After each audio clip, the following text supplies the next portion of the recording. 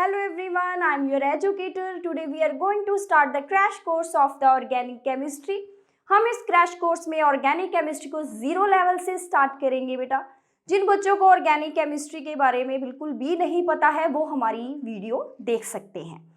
तो आज हम इस वीडियो में देखेंगे कि कहाँ से जो हमारे पास ऑर्गेनिक केमिस्ट्री शुरू हुई। तो it begins right around mid of the 1800. In that time the people knows few plants and they use their medicinal benefits, पर उन्हें ये नहीं पता था कि ऐसा क्यों होता है। जैसे ये कुछ प्लांट्स है, विलो है, फेड्रा है, पॉपी, वो यूज़ करते थे इनको ट्रीटमेंट्स के लिए, लेकिन उन्हें नहीं पता था कि ऐसा इनमें है क्या। आज हम जान चुके हैं कि इनके अंदर कुछ केमिकल्स होते हैं, जैसे सैलिसिलिक एसिड है, ठीक है, एफेड्रिन है, मॉर्फिन है। उस टाइम पे लोगों को नहीं पता था। तो हमारे पास सबसे पहले जो बर्जेलियस थे, इन्होंने 1807 में टर्म दी ऑर्गेनिक केमिस्ट्री और डिफाइन किया कि व्हाट इज ऑर्गेनिक केमिस्ट्री। उस टाइम पे जो ऑर्गेनिक केमिस्ट्री की अगर हम डेफिनेशन देखें तो वो क्या थी? The study of the compounds. The study of compounds, उन कंपाउंड्स की स्टडी होती है इस केमिस्ट्री में विच ड्राइव्ड फ्रॉम और which extract from living things, which extract from living things. Means जो कंपाउंड्स हमें कहाँ से मिलते हैं, प्लांट से मिलते हैं या फिर एनिमल से मिलते हैं, उन्हें ऑर्गेनिक कंपाउंड बोला जाता है।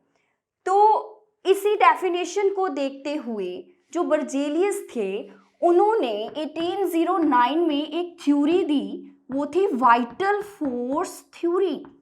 इस थ्योरी में उन्होंने क्या बोला? इस थ्योरी में उन्होंने बोला कि जो ऑर्गेनिक कंपाउंड्स होते हैं तो इनको सिंथेसाइज करने के लिए एक फोर्स चाहिए होती है। जो वाइटल फोर्स है वो एक मिस्टीरियस फोर्स है जो सिर्फ लिविंग्स में ही है। तो ये गॉड गिवन पावर है जो हम आर्टिफिशियली क्रिएट नहीं कर सकते। तो जिस वजह से उस टाइम पे देखो बहुत सारी चीज़ें जो यूज़ होती थी, जैसे कपड़े को डाई करने के लिए फ्लावर्स को यूज़ किया जाता था by using some amount of urine, क्योंकि जो यूरिन होता है उसमें यूरिया होता है।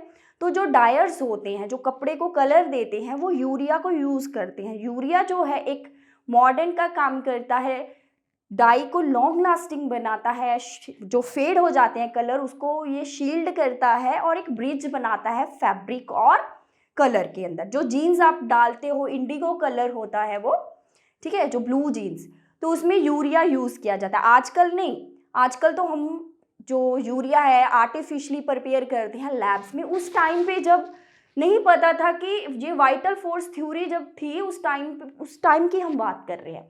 उस टाइम पे ये था कि जो ऑर्गेनिक कंपाउंड्स है ना, आपको पता है कि हमारे पास जो क्लोथ्स हैं, फूड है, पेंट है, परफ्यूम है, इन सभी में ऑर्गेनिक कंपाउंड्स हैं बच्चे। तो उस टाइम पे यही एक माइंडसेट था कि जो हमारे पास ऑर्गेनिक कंपाउंड है ये सिर्फ हमें कहाँ से मिल सकते हैं? लिविंग से। हम इनको आर्टिफिशियली नहीं बना सकते। जैसे कि कार्बोहाइड्रेट्स हमें कहाँ से मिलेंगे? कार्बोहाइड्रेट्स हमें प्लांट से मिलेंगे, है कि नहीं बच्चों?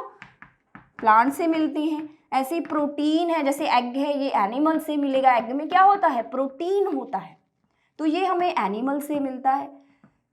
तो उस टाइम पे रोम में क्या हुआ था? People even sell their own urine to get some money. तो वहाँ पे रोम में क्या हुआ? यूरिन टैक्स भी लगने शुरू हो गए। आजकल नहीं, आजकल तो हमारे पास यूरिया है जो हम लैब में प्रिपेयर करते हैं, तो यूरिन वाला यूरिया नहीं यूज़ होता है, ठीक है ना बच्चों। तो ऐसे ही हमारे पास फिर 1828 में हमारे पास एक केमिस्ट थे, फ्रेडरिच वूलर ने एक रिएक्शन किया। तो एक्सीडेंटली उस रिएक्शन में क्या हुआ? यूरिया जो था वो बन गया, ठीक है। तो उन्होंने ये यूरिया कैसे सिंथेसाइज किया? वैसे तो ये एक्सीडेंटली हो गया, अपने आप हो गया, उनका कोई इरादा नहीं था कि यूरिया बनाना है। तो उस रिएक्शन में ये यूरिया बन गया। तो वो क्या था? Ammonium cyanide. जैसे ही अमोनियम साइनाइड को हीट किया तो क्या बन गया? यूरिया बन गया उस टाइम पे। ठीक है, तो ये आर्टिफिशली, बिल्कुल आर्टिफिशली बना, कहाँ से बना, टोटली फ्रॉम इनऑर्गेनिक कंपाउंड। तो जैसे ही ये रिएक्शन आया तो जो वाइटल फोर्स थ्योरी थी ये बिल्कुल ही क्या हो गई, फेल हो गई। ठीक है, ऐसे उसके बाद बहुत सारी और जो है हमारे पास ऑर्गेनिक कंपाउंड प्रिपेयर किए गए लैब्स के अंदर। तो बेटे उस टाइम पे जो डेफिनेशन थी वो क्या थी, वो तो थी कि वो कंपाउंड जो हमें लिविंग से मिलते हैं वो होते हैं ऑर्गेनिक कंपाउंड, और उनकी स्टडी को हम बोलते हैं ऑर्गेनिक केमिस्ट्री। लेकिन आजकल जो डेफिनेशन है ये चेंज हो चुकी है। आजकल जो है ऑर्गेनिक केमिस्ट्री में वो भी केमिकल स्टडी किए जाते हैं जो लिविंग से मिलते हैं, और वो भी स्टडी किए जाते हैं ऑर्गेनिक कंपाउंड जो हम आर्टिफिशियली बनाते हैं, जो मैन मेड है। क्लियर है?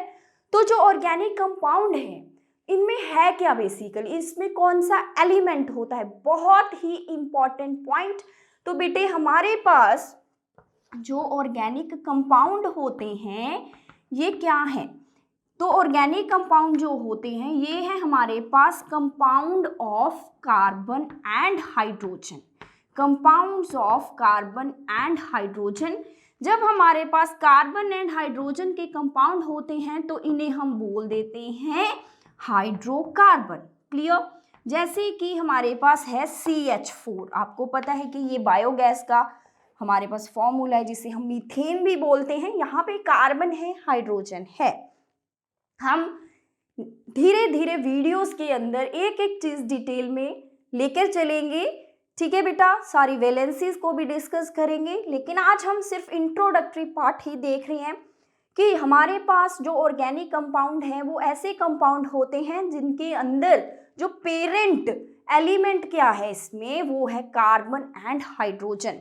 तो इसे हम कह सकते हैं कि जो ऑर्गेनिक केमिस्ट्री है ये एक कार्बन सेंट्रिक केमिस्ट्री है, और इसे हम केमिस्ट्री ऑफ कार्बन भी अगर बोलें तो गलत नहीं होगा।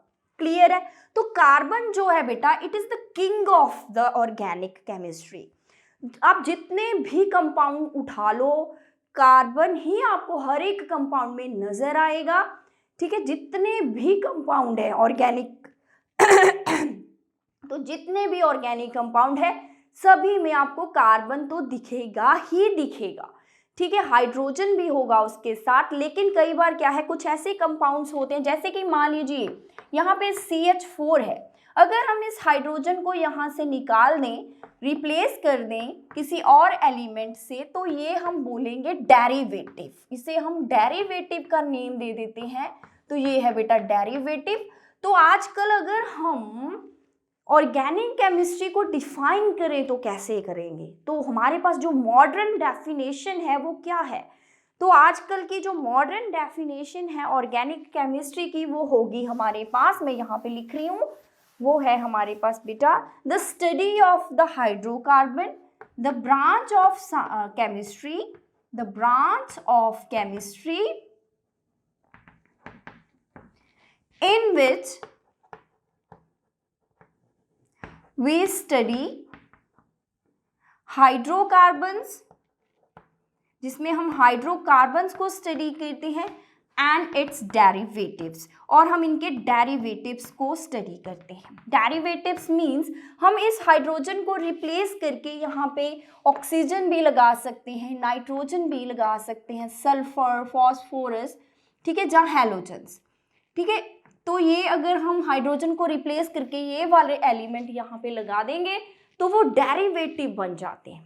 ठीक है, तो हम इस केमिस्ट्री में हाइड्रोकार्बन्स को तो पढ़ते ही पढ़ते हैं, तो हम उनके डेरिवेटिव्स को भी स्टडी करते हैं, उनकी स्ट्रक्चर को हम स्टडी करते हैं, उनकी रिएक्शंस को, प्रॉपर्टीज को देखा जाता है, उनकी कॉम्पोजिशंस को हम देखते हैं, और उनको कैसे प्रिपेयर किया जाता है, ये सारा कुछ इस ऑर्गेनिक केमिस्ट्री में ही स्टडी किया जाएगा।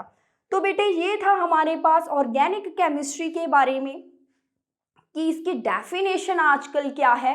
पहले इसकी डेफिनेशन क्या थी, पहले जो हमारे पास जो साइंटिस्ट थे ना, उन्होंने जो कंपाउंड होते थे उनको उनके सोर्स के बेसिस पे डिवाइड कर दिया था।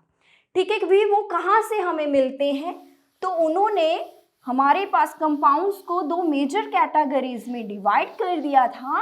अभी आपको मैं बताती हूँ कि जो कंपाउंड्स थे ये दो तरीके के हैं हमारे पास, वो कौन कौन से हैं बेटा? एक है ऑर्गेनिक कंपाउंड और दूसरे हैं इनऑर्गेनिक कंपाउंड।